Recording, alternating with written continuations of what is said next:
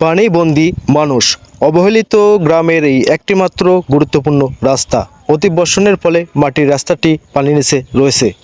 সিংড়া উপজেলার 12 নং রামানন্দ খাজুরা ইউনিয়নের কৈগ্রাম দক্ষিণপাড়া মাদারীপুকুরের রাস্তা এটি। মানুষ চলাচলের অনুপযোগী ভূতের রাস্তার গল্প। কাঁচা রাস্তা পাকা হয় না, একদিকে কাদা অন্যদিকে রাস্তার উপরে পানি। এখানকার নাগরিক যেন আফ্রিকায় বাস করে।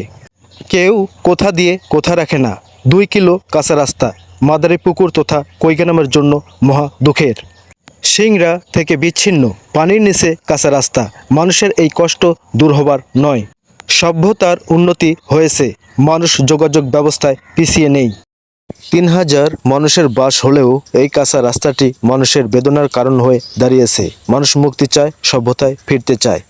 অপরদিকে এই এলাকার মানুষের রাস্তাটি পানির নিচে, উন্নয়নের ছোঁয়া লাগেনি। ডেস্ক রিপোর্ট, জনতার চলনবিল।